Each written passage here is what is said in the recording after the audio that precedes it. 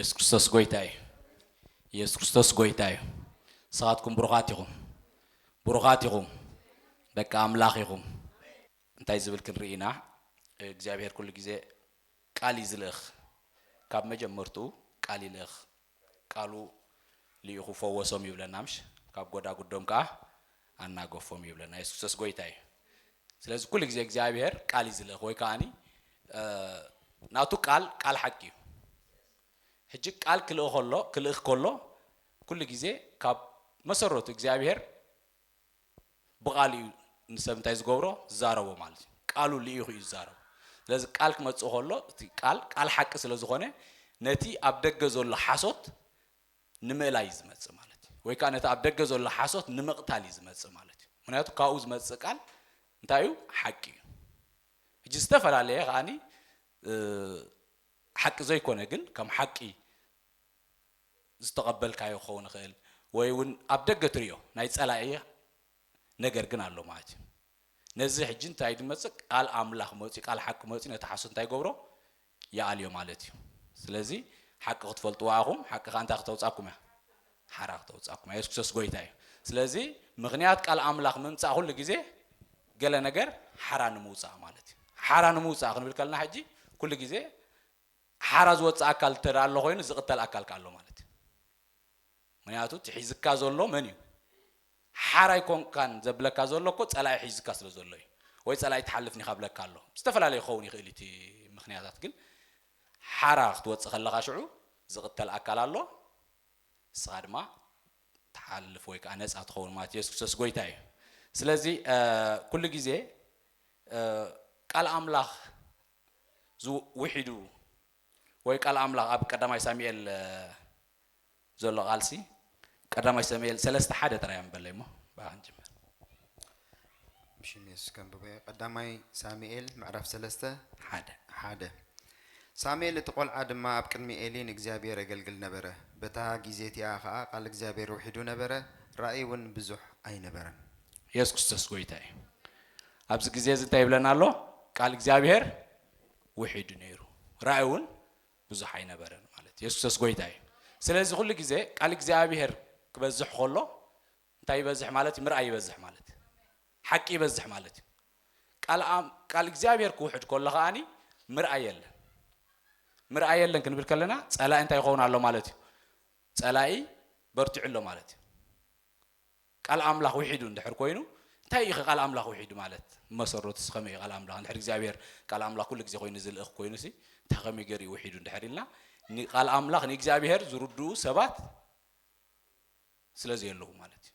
ኣባይታ እዩ እግዚአብሔር ስለዘይዛረብ ዘሎ ይኮነን እግዚአብሔር ነቲ ኩነታት ዘይሪኦ ስለ ዘሎ ይኮነን ግን ንእግዚአብሔር ዝርድኡ ወይ ከኣኒ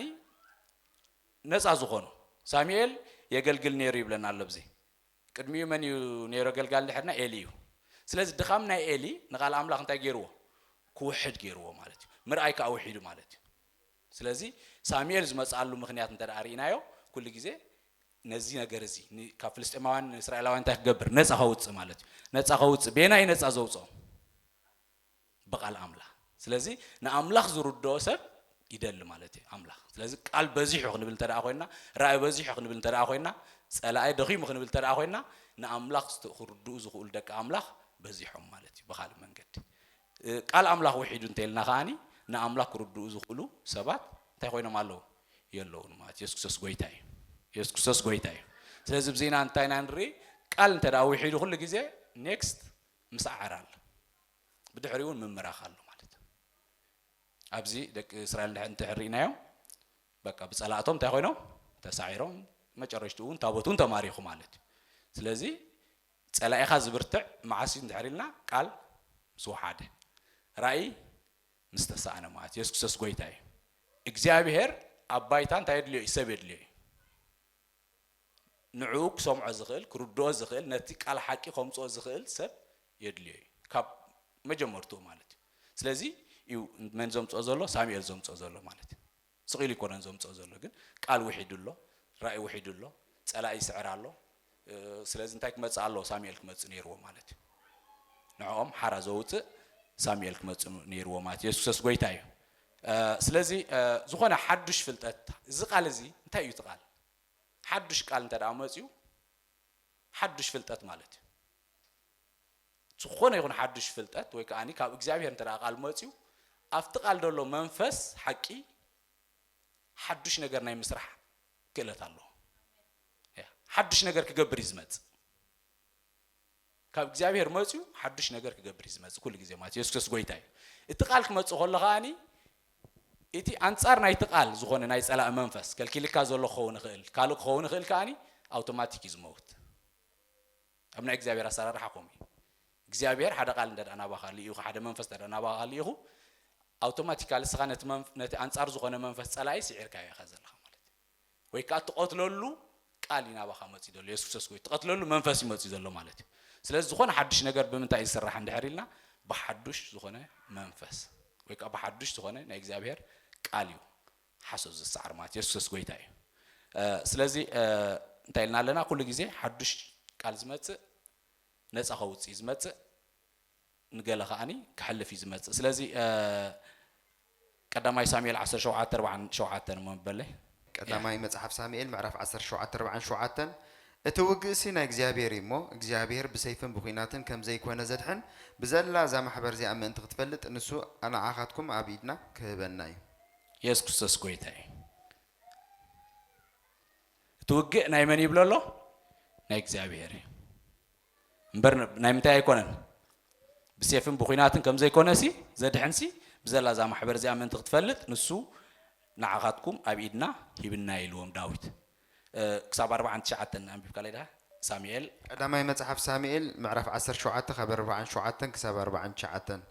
እቲ ውግእሲ ናይ እግዚአብሔር እሞ እግዚአብሔር ብሰይፍን ብኹናትን ከም ዘይኮነ ዘድሕን ብዘላ ዛ ማሕበር እዚኣ ምእንቲ ክትፈልጥ ንሱ ንዓኻትኩም ኣብ ኢድና ክህበና እዩ ኮነ ኸኣ እቲ ፍልስጤማዊ ተንሲኡ ኸደ ንዳዊት ክቀባበሎ ምስ ቀረበ ዳዊት ነቲ ፍልስጤማዊ ክቀባበሎ ናብቲ ሰይፊ ቀልጢፉ ጎየየ ዳዊት ድማ ናብ ኢዱ ናብ ቁርባብሻ ኣእትዩ ካብኣ ኸኣ እምኒ ወሲዱ ወንጨፎ ነቲ ፍልስጤማዊ ድማ ግንባሮ ኣንሃሎ እታ እምኒ ኸኣ ናብ ግንባሮ ኣተወት ንሱ ድማ ብገጹ ናብ ምድሪ ወደቐ ኢየሱስ ክርስቶስ ጎይታይ ኢየሱስ ክርስቶስ ጎይታይ ስለዚህ ትውግእ ናይ እግዚአብሔር ወይ ከዓ ናይ ምንታይ ናይ መንፈስ እዩ ትውግእ ናይ መን እዩ ናይ እግዚአብሔር እምበር ናይ ኩናትን ናይ ብኹናትን ሰይፍን ኣይኮነን ኢልዎ ኢየሱስ ክርስቶስ ጎይታይ ምክንያቱ ዳዊት ኣብዚ እንታይ ዝገብር ዘሎ ንህዝቢ ኣምላኽ ወይ ከዓ ንዕላማ ኣምላኽ ዝኽልክል ነገር ይጋጢሙ ጠጠው ዘብል ኣካል ኣጋጢሙ ስለዚ ኣብቶም ብጀካ ኣብ ዳዊት ድማኒ እንታይ ኣይነበረን ነቲ ኩነታት ወይ ከዓ መፍትሒኡ ዝተዋሃበ መንፈሱ ዝተዋሃበ ቃሉ ዝተዋሃበ ንዕኡ ክፈትሖ ዝኽእል ከዓ ኣይነበረን ኣብኦም ማለት ኢየሱስ ክርስቶስ ጎይታይ ያ ምክንያቱ ንምንታይ እዮም ዘይፈትሕዎ እንድሕር ኢልና ብራዕድን ብፍርሕን እዮም ጸኒሖም ምክንያቱ ብምሉእ እቲ ጎልያድ ናይ ጎልያድ ድምፂ ኣብኦም እንታይ ኮይኑ እዩ ኣብኦም ኣትዩ ማለት ነዊሕ ግዜ ኣብኦም ኣትዩ ኣብኦም ስለ ዝኣተወ ዳዊት ግን ኣብኡ ይነበረ ንመፅዩ እንታይ ይብል ኣሎ በቃ ትውግእ ናይ እግዚአብሔር ይብል ኣሎ ናይ ሰይፍ ናይ ኩናት ኮነ ብስም እግዚአብሔር መፅዩ ሓድሽ ዝኾነ ፍልጠት ወይ ከዓ ሓድሽ ዝኾነ ሳኦል ኮ እንታይ ሂብዎ ነይሩ እቲ ናቱ ክዳን ሂብዎ ነይሩ ተመሳሳሊ ናይቲ ጸላኢ ሂብዎ ዋልታ ይኹን እቲ መከላኸሊ ይኹን እቲ ሰይፍ ይኹን ማለት እሱ ግን እዚ ኣይለመድክዎን ኢሉ ኢየሱስ ክርስቶስ ጎይታይ ያ ስለዚ ሓድሽ ዝኾነ ነገር ግን ኣብ ዳዊት ነይሩ ካብቶም ኣብኦም ዘለውስ ዘይነበረ ማለት እንታይ ዝብል ንጸላኢ ነዚ ዓይነት ጸላኢ እዚ ካብ ሩሑቕ እንታይ ክትገብሮ ኣለካ ክተንህሎ ኣለካ ኢየሱስ ክርስቶስ ጎይታይ ያ ነዚ ጸላኢ እዚ ቀሪብካ ይኮንካን ዝብል ሓሳብ ሕጂ ካበይ መፅዩ ኣብ መንፈሳዊ ነይሩ ኣብ ዳዊት ነይሩ ማለት ኢየሱስ ክርስቶስ ጎይታይ ስለዚ ዳዊት እንታይ ገይሩ ወንጭፉ ሒዙ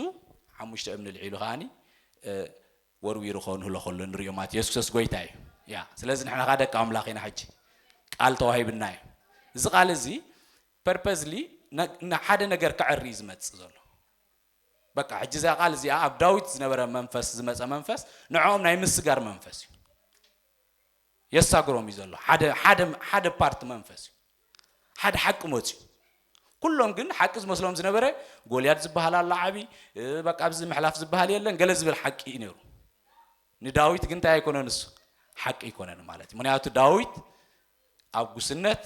ብዙሕ ነገር ተለማሚዱ እዩ መፅዩ ብዙሕ ነገር ድምፂ ጸላእ ዘይሰምዐ ሰብ እዩ ስለዚ ርኢ ምስ ኣቦሎ ነቲ መንፈስ ወይ ከዓ ነቲ ጸላኢ እቲ መፍትሒ መፅዩ ማለት ኢየሱስ ክርስቶስ ጎይታ እዩ ስለዚ ነዚ ጸላእ እዚ ኸ ቀቲሉ ኸ እንታይ ገይርዎ ንህዝብ ኣምላኽ ካሳጊርዎም ማለት ኢየሱስ ክርስቶስ ጎይታ እዩ ኢየሱስ ክርስቶስ ጎይታ እዩ ስለዚ ንሕና ከዓ ቃል ተዋሂብና ኣለና እቲ ሙሉእ እቲ እግዚኣብሔር ቃል እንዳለኣኸ ንገለ ፓርትታት ወይ ከዓ ንገለ ዝደልዮ ዕዮ ዝዓይ ዝነበረሲ ብምልኣት ኣባና ኣሎ ሕጂ ማለት ኢየሱስ ክርስቶስ ጎይታ እዩ ስለዚ ኣቀዲምና ንጸላይና ሲ እንታይና ክንውፃሉ ዘለና ቃል ኢና ክንውፃሉ ዘለና ማለት ኢየሱስ ክርስቶስ ጎይታ እዩ ያ ስለዚ እታ ወንጭፍ እንታይ ጌራ ጸኒሓ ተይልና ንዳዊት ጸላዩ ሲ ኣውዲቓ ተጸኒሓ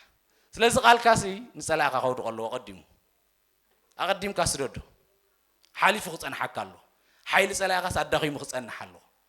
ምክንያቱ ተዋሂብና ዘሎ ቃል እዩ ያ ሕጂ ንሓደ ዝኸውን ቃል ኣይኮነን ተዋሂብና ዘሎ ንኩሉ ሶሉሽን ዝኸውን ቃል ተዋሂብና ዘሎ ንብሙሉእ ኣብዚ ፐርፐዝሊ በት ዝመፀ መንፈስ ድሓር ክንሪኦ ኢና ብኸመይ ኩሉ ዓይነት ሶሉሽን ኣባኻ ይቕመጥ ኩሉ ዓይነት መንፈስ ብኸመይ ኣባኻ ይቕመጥ ከመይ ኢሉ ኩሉ መፍትሒ ባኻ ዝኸውን ዝብል ሓሳብ ክንሪኦ ኢና ኢየሱስ ክርስቶስ ጎይታ እዩ ሓንቲ ግን ቅድሚያ ኣብ ናይ ሓንቲ ጥቕስን ብበለይኻ ቀዳማይ ሳሙኤል 7:3-4 ቀዳማይ መጽሓፍ ሳሙኤል ምዕራፍ 7 ካብ 3 ክሳብ 4 ሳሙኤል ከዓ ንብዘላ ቤት እስራኤል ንስኻትኩም ብምሉእ ልብኹም ናብ እግዚአብሔር ትምለሱ እንትኾንኩም ጓነት ኣማልኽትን ኣስታሮትን ካብ ማእከልኩም ኣርሕቑ ልብኹም ከዓ ናብ እግዚአብሔር ኣቕንዑ ንዕኡ ጥራይ እውን ኣምልኹ ሽዑ ካብ ኢድ ፍልስጥኤማውያን ከድሕነኩም እዩ ኢሉ ተዛረቦም ደቂ እስራኤል ከዓ ንበዓሊምን ኣስታሮትን ኣርሒቆም ንእግዚአብሔር ጥራይ ኣምልኹ ኢየሱስ ክርስቶስ ጎይታ እዩ ያ ኣብዚ ኸዓኒ እግዚአብሔር ካ እንታይ ይብላ ኣሎ ብሳሙኤል ገይሩ ጣዖታትኩምን ኩሉ ነገራትኩም ብምሉእ ልብኹም ኣይኮንኩምን እግዚአብሔር እንታይ ትገብርዎ ዘለኹም ብሎም ኣሎ ተምልኽዎ ዘለኹም ስለዚ ካብ ፍልስጥኤማውያን እንታይ ከድሕነኩም እንተ ደኣ ኮይኑ ብምሉእ ልብኹም ንእግዚአብሔር ኣምልኹ ኢየሱስ ክርስቶስ ጎይታ እዩ ያ ምክንያቱ እንታይ ይርኦም ኣሎ እንታይ ኢልና ነርና ዓንተ ወይ ቃል ኣምላኽ ውሒዱ ጣዖታት በዚሖም ማለት እዩ ስለዚ ኻጸላቶም ክስዕርዎም ጀሚሮም ስለዚ እግዚአብሔር ካብ ሳሙኤል ገይሩ ከዓ ትኽገብሮ ዝደለየ ከዓ ሓዱሽ ነገር ከዓ የምጽእ ኣሎ እንታይ ይብላ ኣሎ ጣዖታትኩም ብምሉኦም እለይዎም ብድሕሪ እዩ ካብ ፍልስጥኤማውያን ከድሕነኩም ዝኽእል ኢልዎም ማለት እዩ ንሶም ከዓ ከምቲ ዝበሎም ከዓኒ ኩሉ ኣርሒቆም ከዓኒ ንእግዚአብሔር ጥራሕ ኣምልኹ ይብለና ኢየሱስ ክርስቶስ ጎይታ እዩ ኢየሱስ ክርስቶስ ጎይታ እዩ ያ ስለዚ ንእግዚአብሔር ጥራሕ ክተምልኽ ከለኻ ኩሉ ናይ ጸላኢ ጣዖት ወይ ከዓ ናይ ጸላኢ ንብረት ኣባኻ ደይክህሉ ከሎ እንታይ ይኸውን ምድሓኒ ዝኸውን ሽዑ ማለት እዩ ጸላኢ ኣብ ደገ እዩ ዝኸውን ካባኻ ወፃኢ ዝኸውን እዚ ኣብ ብሉይ ኪዳን እዩ ክንሪኦ ኢና ግን ኣብ ብሉይ ኪዳኑ ንእግዚአብሔር ብቃሉ እንተ ደኣ ይፍውስ ነይሩ እዚ ሕጂ ነቲ ኣብ ውሽጦም ዝነበረ ጣዖታት ኣብ ውሽጦም ዝነበረ ናይ ጸላኢ ውዲታት ብምሉእ እንታይ ይብሎም ኣሎ ብሳሙኤል ገይሩ ከዓ ኣርሕቑዎ ይብሎም ኣሎ ኢየሱስ ክርስቶስ ጎይታ እዩ ያ ምድሓንኩም ሲ ምስ ምርሓቕ ዞም ጣዖት እዚኦም እንታይ ዝኸውን ዝተኣሳሰር ይብሎም ኣሎ ያ ንብረት ጸላኢስ ኣብ ዝኽህሉ የብሉን ይብሎም ኣሎ ስለዚ ዳዊት መፂኡ እንተ ደኣ ብርሑቕ ንጸላዩ ቀቲሉ ሳሙኤል ከዓ እንታይ ይብላ ኣሎ ኣርሕቑዎም ናይ ጸላኢ ንብረት ከዓ እንታይ ግበሩ ኣርሕቑ ኢየሱስ ክርስቶስ ጎይታ እዩ ስለዚ በዞም ክልተ ናይ ኣምላኽ ሰባት ናይ እግዚአብሔር ሓቂ መፅዩ ናይ እግዚአብሔር ቃል መፅዩ ማለት እዩ ናብቲ ህዝቢ ካብ ፍልስጥኤማውያን ዘድሕኖም እሶም ክርእይዎ ይክእሉን እዮም ጣዖት ኣብ ውሽጦም እንተሎ ነቲ ጣዖት ክርእይዎ ዝኽእሉ ኣይኮኑን ቃል ኣምላኽ ናብኦም ክመፅእ ኣይክእልን እዩ ስለዚ ናብ መን ዝመፅእ ዘሎ ናብ ሳሙኤል ዝመፅእ ዘሎ ኣብቲኦም እውን ከምኡ ናይ ጎልያድ ሶሉሽን ናብ ዳዊት ዝመፅእ ዘሎ ስለዚ እግዚአብሔር እንታይ የድልዮ እዩ ሰብ የድልዮ ማለት እዩ ኢየሱስ ክርስቶስ ጎይታ እዩ ያ ወይ ከዓኒ ናይ እግዚአብሔር ቃል እዞም ናይ ኣምላኽ ሰባት እዚኦም ኣምፅኦሞ በዚኦም መፂኻ ህዝቢ ኣምላኽ ሓሊፉ ኣብዚ ከዓ ካብ ፍልስጥኤማውያን ከዓ እንታይ ኮይኖም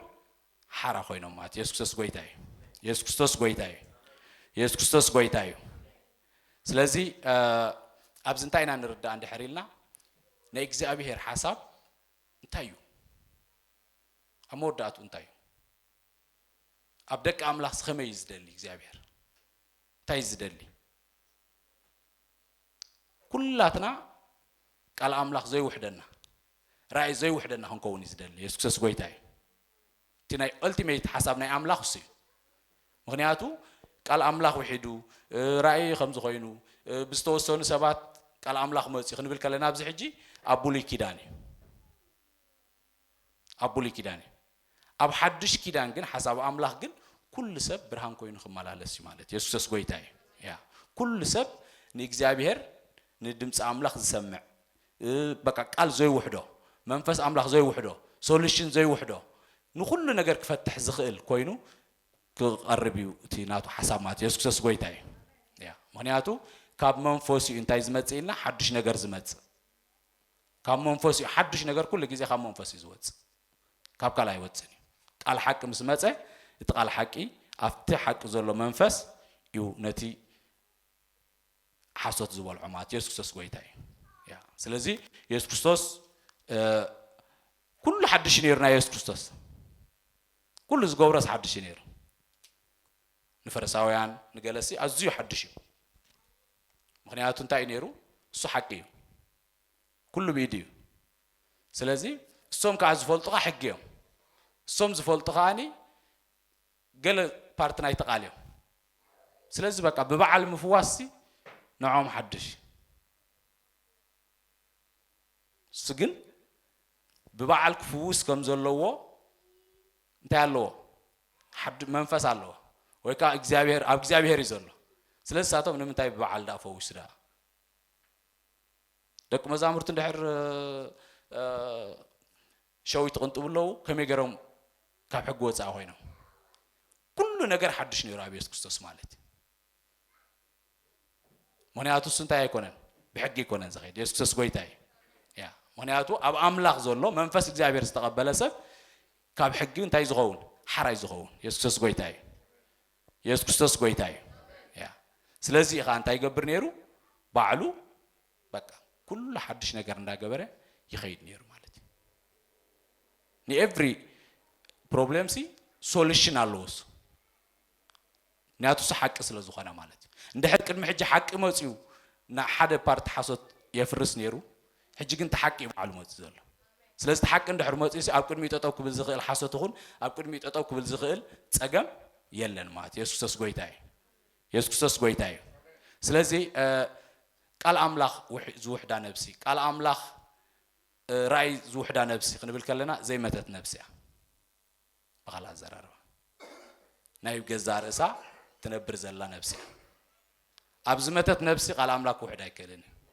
ራእይ አምላኽ ውሕዳ ኣይከልን ምክንያቱ እታ ህይወት ባዕላ አምላኻዊት እያ ማለት ኢየሱስ ክርስቶስ ጎይታ እዩ ያ ስለዚህ ናይ نحنا من النت كازيو بتمكت ميتنا عندنا مسوي تغيرنا عندنا سلازي مسوغان تاوينا تسينا سلازي أبزمتت نفسي قال أملاح وحيد وخن بالكلنا انتينا لنا يعنتوي ناي مسمع عقمي متكام ويكا سألايك سعرك خلها قال أملاح زوحدك خالو يقول سلازي انت نفس أبزمتت نفس قال أملاح فتسيمو كوحد أي كلني مالتي سلازي قال أملاح انت زي وحيد خان حدش نجر كوحد أي كلني مالتي يسوس قويتاي سلازي صغاتكم حدش نجر يخم تقبروا أب أملاخ سلز تقمطكم منفس أملاخ سلز زلكم سحدش نجار ناقوركم يوم تخرج يا أب حقي أيت دراتون يوم بقى every solution خناتات سين كل خناتات أنت لكم مفتح لكم مات يسوس قويتاي نيات أفت منفس أنت يزلوا مفتح يزلوا مالتي يسوس قويتاي سلز نزدله هم بقالاتكم تاي تقوروا تفتروا قالوا تصالوا تصلا لك قالوا تصالوا دقي مختن حكاي كيدو يكون أنو كامسو تقاليسو يكون أن داويت كو قتلو قديمو بونشف غير تاغيرو انيلو مات يسوس غويتاي تحايل تداخي مساني ودي مسودغه كيدو قريص ومات يسوس غويتاي سلازنا حناز توهابنا حجي قالي مالتي حايل قال بتاع مردولن اب نفسو كفني املاخ سبات كاب قالكا وصاي زغونه ነገር የለ እዚያ በጣም አንደርስታንድ እንገብራለን ሙሴ እንታ ኮይኑ ሞይቱ ብዙሓት ገልጾ ሆሎስ ገሊዮም ሓራስ ለዝነበረብ ከን አንተ አትዩ ነገር ገብር ኽእልዩ ከም ብዙሓት ዲፈረንት ዝኾነ አገላልጻ ሰምዕና ግን ሙሴ ባዕሉ ሞይቱ ከተለኒ ኢሉን እግዚአብሔር ቃል ይወጽ ስለዚህ ካብ ቃልካ ወጻ ዝኸውን ነገር የለን ኢየሱስ ክርስቶስ ጎይታ እዩ ዘሁልቁ መንበለ 11 13 15 ዘሁልቁ ምዕራፍ 11 كاب 13 እናበኸዩ እንበልዖ ስጋ ሃበና ይብሉና ኣለው ነዚ ህዝቢ እዚ ዝህቦ ስጋ ካበይ ክረኽቦ እየ እምብዛ ከቢዱኒ እሞ ንብዘሎ እዚ ህዝቢ እዚ ኣነ በይነይ ክፀሮ ኣይክእልኒ ከምዚ እትገብረኒ ካብ ኮንካስ ነቲ መከራይ ከይርኢ ኣብ ቅድሚኻ ሞጎስ እንተ ዳ ረኺበስ ብሓደ ኣፊቱ ቅተለኒ ኢየሱስ ክርስቶስ ጎይታ ብሓደ ኣፊቱ እንታይ ግበረኒ قتلن قال أوصي له يوصل بسنك من أوصيه بسنك دك إسرائيل أنا وليد يوم دز يوم أب مجزيت كم زولت كوم بقى العقن كوينه مالت يسوس قويتاي إتي سلمات ناي دك إسرائيل ويك أنا يتزمر حزنا بره حزبي نام من آتيو نام موسى آتيو كبيدوا حدا فوق قتلني له سلسل قالكا بتعامي تنقو قول زلك كما يسوس قويتاي من آتي إجزابير كم مجمع راسق موداتا بقالو يزار ودوها قاليو قال بس قاعد أقوليسو مالت ودو قالي سلسل قال مالت أملاخ مالت قال مالت ناي كلتي مالت هجك قتلني زبلوزل ماركوس 6:4-7 أخلا ወንጌል ማርቆስ 6:4 ኢየሱስ ድማ ነቢ ብዘይ ኣብ ዓዱን ኣብ ዝማዱን ኣብ ቤቱን ኣይናዓቕንዩ በሎም ኣብኡ ኸኣ ብዘይ ንሒደት ሕሙማት ኢዱ ኣንቢሩ ዘሕወዮም እምበር ሓይሊ ክገብር ኣይኮነሉን በቲ ዘይምእማኑም ድማ ገረሞ እናተመሃረ ኸኣ ኣብቲ ከባቢ ዘሎ ዓድታት ዞረ ኢየሱስ ክርስቶስ ጎይታዬ ኢየሱስ ክርስቶስ ጎይታዬ ኣብዚ እንታይ ኢና ንርኢ ዘለና ንኢየሱስ ክርስቶስ ቶም ደቂ ዓዱ ብዘይ ምእማኖም ወይ ከዓኒ ፈልጥዎ ስለ ዝኾኑ ብዙሕ ተኣምራት ክገብር ኣይከኣለን ይብለና ኢየሱስ ክርስቶስ ጎይታዬ ኢየሱስ ክርስቶስ ግን እንታይ እንዳገበረ ኸደ ሽዑ ይብለና ኣብቲ ከባቢ እንዳመሃረ ኸደ ብዘይ ምእማኖም ግን ተገረመ እቲ ክገብሮ ዘለዎ እንታይ እዩ እንዳመሃረ ይኸይድ ዘለዎ ማለት እዩ ናቶም ፀልማት ናብ ኢየሱስ ክርስቶስ ክኣቱ ይኽእል كاتي كل نيسك سسقيتاي موسى እቲ ዝገብርዎ ዝነበሩ ብሙሉኡ እንታይ ኮይንዎ አፌክት ገይሮናው زي ما تتنبس لزلاته مالتي اجي قتلني تقولون انا عامله قتيلك حنسا بيتكم እንደው እስኪ መይታ ይዘል እስኪ ያ በጥምቀት ሙስስ ተቀቢረ ይደብል በትክክል ማለት ያ ኢየሱስ ክርስቶስ ጎይታዬ ስለዚህ ሙሴ قتلني በቃ እንደሕርክ እንደዚህ አይነት ጸገማት ዝርኦ ኮይነስ በቃ ሓደ አፉስ قتلني ነበር ይለው ማለት ኢየሱስ ክርስቶስ ጎይታዬ ከምት ዝበለ ኻን ኮይኑ ማለት ስለዚህ ቃላትና አዝዩ አገዳሲ ማለት ኢየሱስ ክርስቶስ ጎይታዬ እንብሎ አዝዩ የገድሰና ይማት ካብና እግዚአብሔር ሐሳብ ጥራይና ከተንከውን ዘና ካብና እግዚአብሔር ፕሬዘንስ ና ክንዛረብ ዘለና ማለት ኢየሱስ ክርስቶስ ጎይታዬ ስለዚህ አብዚ እንሪዮም ባሬ ኩነታት ንሓንቲ ዘይመተት ነብስ ኩነታት እንታይ እንድሕሪልና ጸገም ንሓንቲ ዝመተት ነብስ ኻኒ ኦፖርቹኒቲ ወይ ካራይ አዩ ኢየሱስ ክርስቶስ ራእይ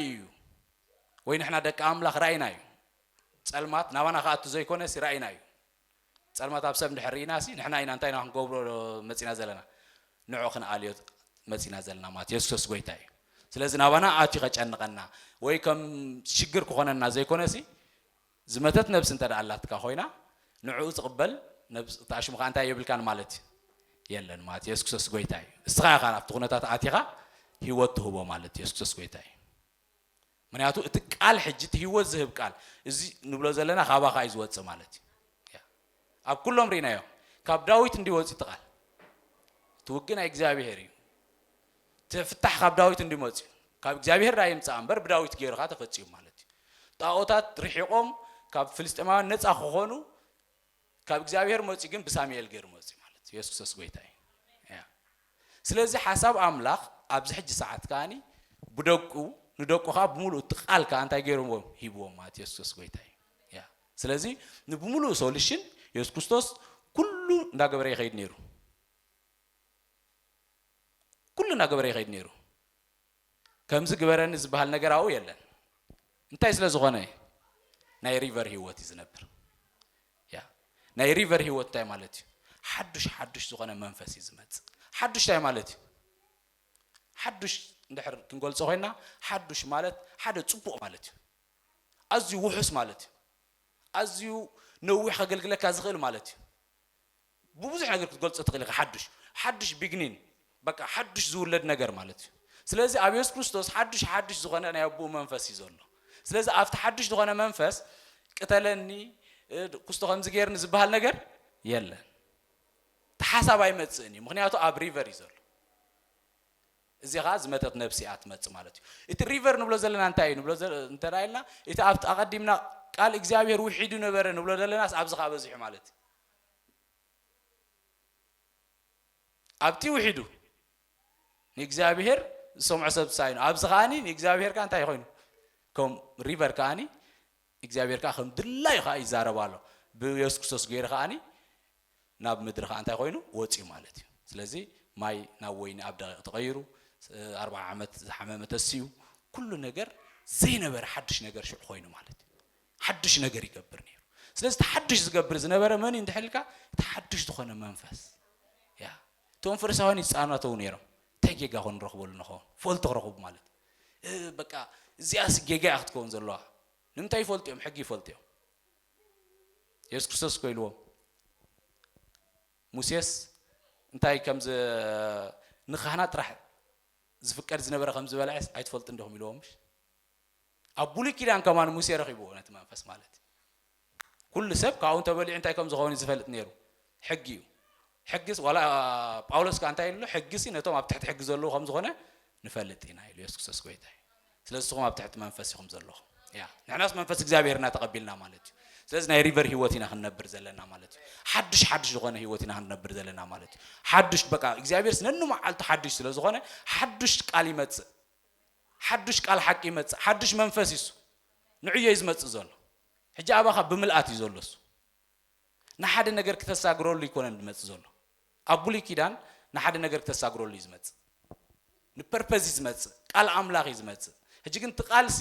ወደ ኣምላኽ ብምልኣት እንታይ ተዋሂብካ እዩ ማለት እዩ ያ ስለዚህ ዘይ መተት ነብስላቶም ዘይ በቃ ዳግም ዘይተወለድ ነብስላቶም ስለዚህ እቲ ቃል ግን መጽኡ ምስተቐመጠ እቲ መንፈስ ስሩሕ ይሰርሕ ያ ኣብ ዳዊት ምስኣተወ ከመይ ገይሩ ንጎልያድ ከም ዝቆትሎ ይፈልጥ ሳሙኤል ምስተረዶን እግዚአብሔር ጣዖታት ምዃኖም ማሪኾሞም ደለው ኣብ ትሕቲ ፍልስጤማውያን ገይሮሞም ዘለው ምርዳእ ይኾነሉ ኢየሱስ ክርስቶስ ጎይታ እዩ ስለዚህ እዚ በቢ ሲንግል ዝነበረ ቃል ሕጂ ብምልኣት ኣባኻሎ ማለት ኢየሱስ ክርስቶስ ጎይታ እዩ ሕጂ እዚ ምርዳእ የድልየና ማለት እዩ ሕጂ ትጽበዮ ነገር የለን ንኤቭሪ ኣብ ቅድሚኻ ዘሎ ኩነታት ሶሉሽኑ ንስኻ ኢኻ ማለት እዩ ያ ኩነታት ሽግር ኣይኮነን ንደቂ ኣምላኽ ኩነታት ሽግር ኣይኮነን ኦፖርቹኒቲ እሶም ንኩነታት ክፈትሕዎ ድሕር መጽኦም ሲ ኩነታት እንድሕር ሽግር ኮይኑዎም ንዓኦም ሲ መን ይመክፈት ሓዳሞ እቶም ቃል ደይብሎም ገና ንጎይታ ዝተቀበልዎ ዲም መን ይኽፈት እስኻ ብጎይታ ኢኻ ማለት እኮ በቃ ቃል ኣምላኽ በዚ ሕልካሎ ማለት ያ ራእይ በዚ ሕልካሎ ማለት ብርሃን በዚ ሕልካሎ ማለት ስለዚህ ስኻትኩም ብርሃን ዓለም ኢኹም ያ ንሕና ብርሃን ዓለም ኢና ያ ካብ ብሕጂ ናይ ሪቨር ህይወት ኢና ንነብር ናይ ሪቨር ህይወት ኢና ንነብር ኣው ሓድሽ ትራይ ዘሎ በቃ ያ መጻኢ ዝበሃላው የለን ሕሉፍ ድበሃልካው የለን ቅተለኒ ዝብለኮ ዘለኮ ኣብ ቅድመይ ዘሎ መሊሰ እንድሕር ምዝኦም ክጓዓዝ ኮይነ መጻኢ ኮይደ ሸጉረ ዘሎ ምሴ ዝያዳ ሞት ሓይሽ እምበር ዝያዳ ኮይ ዝብሎ ዘሎ ንእግዚአብሔር ምክንያቱ ከምዚ ገይረሎም ድሕር ከምዚ ቁጽሎ ስለዚህ እንታይ እዩ ዝገብር ዘሎ መጻኢኡ የሻቅለሎ ማለት ኢየሱስ ክርስቶስ ጎይታ እዩ ሰዓትኩም ብመጻኢኹም ኣትሻቅሉን ኢኹም ያ ኣብ ናይ ዳግም ዝተወልደ ደቂ ኣምላክ ግን መጻኢኦም ፈጺሙ ኣያሻቅሎም ነው ኢየሱስ ክርስቶስ ጎይታ እዩ እቲ ትገብርዎ ኢኹም ትፈልጡ ባዕልና ማለት ትገብሮስ ትፈልጥ ሕጂ ባዕልኻ ምዃንካ ሶሉሽን ምስ ፈለጥካ ብሙሉእቲ መንፈስ ተዋሂብካ ምዃኑ ምስ ፈለጥካ ነቲ ዝደለኻዮ ቃልኻ ተውጻሉ ነቲ ዝደለኻዮ ትገብሮ ባዕልኻ ምዃንካ ማለት እንተ ደኣ ካልእ ኣካል ምዃኑ ትፈልጥ እንተ ደኣ ኾንካ ከም ሽግር ኾነካ እንተሎ ግን ማዕጾ ኢኻ ተዓጾ ዘለኻ ማለት እዩ ነቲ ነገርሲ ባዕልኻ ከም ደይ ትፈትሖ እንድሕር ፈሊጥካ ወዲእኻ ኣላ ከምቲ እስኻ ድፈለጥካዮ እዩ ዝኸውን بملو خمس توهبو اندحر فليتو جن يسوع كريستوس بقى every إذا كم دكا عدو خمس جيرهم فرساوي اندحر ريهم بملو أقول قلوتن تاينيرو بالا كان توصلهم سي ببيل زوبولي زوج أمزل ناب نفس تقبل نفسك نيا ولنس شكرهم يزرق مليس مفتحين عطهم يزرق مالت يا منياتو بملو كينغدم يحجرلوس كلا أكل ما تشوف فتح الله ما يتصبني كم زجيرو من الزبل سمعتنا أو هاي ما تسني يا مناتو أسرع أنا أو ما أتمبر سمنا أو هاي أتوني ما تيسوس قويتاي سلازم هاي داعم استولد دك أملاخ نأجزابير حساب بملأت كن ردوا يدلنا بملأت أبزمتت نفسي مفتح ترى خاصة يا نقدميت كيت كيت الزارب ندحريت تمليسكا أي تزاربني تجبره نداعبر كأخذ خير مالت حدش دخانه ننو معلتو نياتو نفسها أم منفس أملاخ ندازله أفت منفس حدش نجراله كل جزء حدش أملاخ كل جزء حدش لازم كل جزء حدش ندحر كوينو نفس وكف معلتك نعخانتا إير مالتيو حدشين مالتيو حدش دخنا قال قالك توهي بكادو لصوار قالي نموسى بتر خمس توهبو قالي توهي بنازلو مات يسوس كويتاي أبت قال تاي سلو زلو منفس سلو زلو إذا منفس زخنتاي منفس حقي يا كباي وسيدو نقرأكم يلنامش سلازم خاوي يزمتس سلازم حق زبالة خامن يزمتس كابيس يزمتس مات يسوس كويتاي سلازم إزي حق إذا خمتس خلو نبمولو حاسوت كان تاي نقبر خير ندعنا ويز خير مات يسوس كويتاي يا صعدكم بروخاتكم صعدكم بروخاتكم صعدكم بروخاتكم ندحرت زت أمت زبل يلن نقدميت زت أمتون يبلكم مس أملاخ مقعد كوين لكم مس إجزابير مقعد كوين لكم ناي ريفر هيوت مخاد كوين لكم قالكم حليفو أنا حبلكم قالكم سنقدميت حليفكم بالكم بيسم يا قالنا بقى بتعمي أكداس مخان كردان الله نروح زولو سألا يخون نقرب زولو مات يسكسس قويتاي لذي بخونتات زي تتحزولو فتشي مخونتات نعاقات زي ملكتك بزي منقد زي مستخيدي مات يسكسس قويتاي بزي يحدش كدان هيوت انتاي مستخيدي مستمرح أب حدش كدان قال أملاك واحد فتشيمو أي قباني مالتي رأيك واحد أي قباني مناتو نبمل إن أنتي جابير دلينا تحسب أنا تقول كحشكم كل لكوا أو أطرحين يرشوا حجنا كلها نالو سلازم جابير كلها تنا قال أملاك زبزحلنا خون يدل مسؤول قعز نخون يدل رئيس زبزحلنا خون يدل شو أنت يا خون عالم كاريا بلا تللي كامات يسوس قويتاي ما هت برهان ده خاتخنا زلا ران ده خاتم صلى زلا كلام الله ده خاتم صلى زلا بجك كا خمس أزغ إلي دغي مكو بك أسامي المسيكم سيوانا تتاوت مرحا من دم سيوان سلازي كم يقر عمد حنون كو تاوت كيرحا خدوني كلنا سلازي نحنا خاني أبزع عالم زلوا زخونا يخون كنتات زخونا يخون النريو نحنا إنا مفتحيو إلا هن أمن كنكلالنا يسوس قويتاي يا بغال من قد أملاقي مفتحيو مالتي يا انتقال حق جن بأنا جيرينا وعالم تيزغو زبره مالتي يسوس قويتاي يسوس قويتاي يسوس قويتاي يا سلاز غاب حجينو قالك بزحالكمي قالك بزحالكمي رأيك بزحالكمي سلامك بزحالكمي فقرك بزحالكمي عرفتك بزحالكمي نبزحتك أختعرفيهم نبزحت كأختبريهم نبزحت كأختساقريهم نبزحت كأن سلام كتكونيهم مخنيات سلام كتكونيهم مخنيات فرق كتكونيهم مخنيات حق كتكونيهم نبزح حسوت باهم كبلعيو بزح حسوت باهم كبلعيو بزح حق باهم كمتسيو نفس وكف حدشيو نفس وكف دغناهم حدشيو نفس وكف كاليتناهم حداشا حدش زغنا قال نحدش زغنا بقى كله هاللويا حدش زغنا قال باهم الله حدش دخنا منفس أباهم الله ملؤ زخنا منفس أباهم الله نخل مفتح زخنا منفس أباهم الله يسكستس قويتاي يا لذي دك أملاخ مننتنا نورمال أيكون يا بس إجزابير زلنا كمينا هنكر زلنا بخمي إجزابير مسانا زمالالس إذا كله بروتصور أنت رافلتنا يو إجزابير عبنا قربانا غير كبري مات يسكستس قويتاي يا منيات كوميز دلي موسى هرر يبلون يرنزي بلعم مصدقهمو إجزابير بزح حيل حزيمت ناقوم مسمى سقايد دخم إذا أتردياتو مثلاً قتلنا مسبلة يجنو دحريا ورد تركب زهول كاسة هذا كنوباي متجمرو ياسو قدف يلو خبرنا موسى زواسد مسيلو موسى ما هذا كل سبت زنبيلو كل سبت نبي تزغاوس من ما هذا قدف فميلو يسكت سقويتاي يا سلازي إذن أملاك سابني أملاك بوتا كوين تاي بلالو كل سب من ما هذا أنا غاب أملاك مسمى أخصهم كأن تاي ما هابون نيرم برهان ما هابون نيرم كل تيناسي بقى برهان متقابلنا نيرم منفس متقابلنا نيرم نايزوز سلازي نإجزابير حسب زيج نإجزابير رد أملاك سنتاي فللي غاب كالي تيلناس زيو كلا يكون نزمة الله حنتي particular قال حزب أملاك حدا قال يمسألهم نير نتخنتاتهم كساجر غولياد الله نغولياد زساجر قال يمسألهم ካለ ጣዖት አለው ጣዖት ዝአሊ ቃል ይመጻሎም ነይሩ ደቂ አምላክ ግን ሕጂ ሙሉ ብርሃን ኮይኖም ቃል አምላክ ዝበዛሓሎም ራእይ ዝበዛሓሎም ኩሎም እንዳተነበዩ እንዳረአዩ ዝኸዱ ደቂ እግዚአብሔር ወሊድ ማለት ኢየሱስ ጎይታይ ያ ንምንታይ ካብ ውሽጢ ዘውፃና ምክንያት እዚያ ያ ኢየሱስ ጎይታይ ያ ስለዚ መን መሃበ ኢሉ ሙሴ እዚ ተፈጺሙ ማለት ኮይ ኢየሱስ ሂቡ አምላክ ሂብና ሕጂ ኣብ ብሉይ ኪዳን ኮስ ለደይ ሃቦም እኮ ይኹም ድብል ደሎ በቃ ኻባይ ወሲዱ ንኹሉ ሰብ ተዝመቕሎሲ እኮ ይድብል ደሎ ሙሴ ከመይ ጥዑም ነይሩ በቃ ዝዋጋ ኣይምነበረን እኮ ይዝብል ዘሎ በቃ መጽየስ በቃ ኣብ ሓድሽ ኪዳን ካንታ ኢልና ንንሕድኩም ናዛረብኩም መንፈስ ይምላእኹም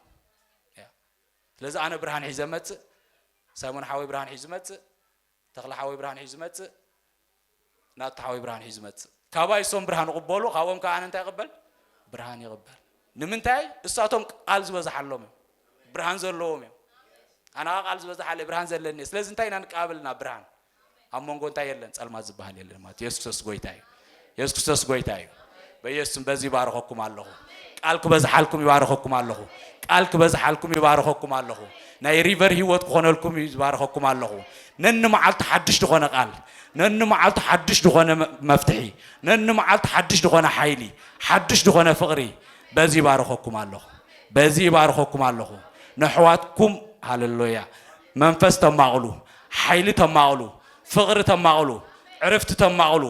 ናይ ዓለም ብርሃን ኢኹም እስኹም ናይ ዓለም ብርሃን ኢኹም እስኹም ጨው ምድሪ ኢኹም እስኹም ጨው ምድሪ ኢኹም እስኹም እስኹም ኣምባሳደራት ክርስቶስ ኢኹም ኣምባሳደራት ክርስቶስ ኢኹም ቃል ኣምላኽ በኣኹም ኣብዚ ምድሪ ዝመጽእ ቃል ኣምላኽ በኣኹም ኣብዚ ዝመጽእ ቃል ኣምላኽ በኣኹም ዝዝርጋሕ በኣኹም ዝኸብር ኣምላኽ በኣኹም ዝኸብር ኢየሱስ ክርስቶስ ጎይታ እዩ ያ እግዚአብሔር ብደቁ ዝኸብር ያ ሃሌሉያ ያ ስለዚ እግዚአብሔር መንገዱ ፍሉጥ ቀሊል ኢኻ ከቢድ ነገር የብሉ ጸላይ ዝሓላለኹ ኣብ ብሉይ ኪዳን ኳሲ ተረዲኦም ብዙሕ ነገር ገይሮም ኣብዚ ግን ኢየሱስ ክርስቶስ ብምልኣት ኣርኢና እዩ እታ መንገዲ ኣርኢና እዩ ኸይድዎ እዩ እሶም እኳ ክመጽእ ኢሎም ኣሚኖም ገይሮሞ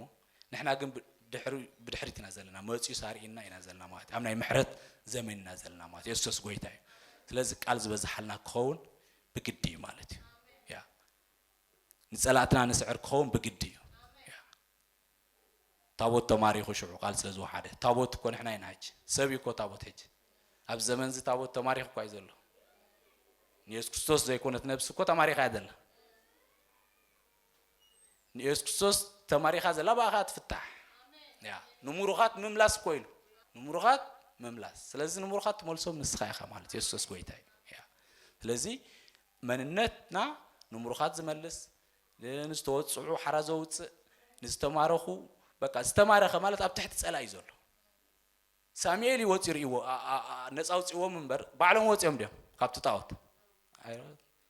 ምስ ጣዖቶም ስንታይ ክገብሩ ኸዱ ነይሮም ክቃለሱ ይሰዓሩኻ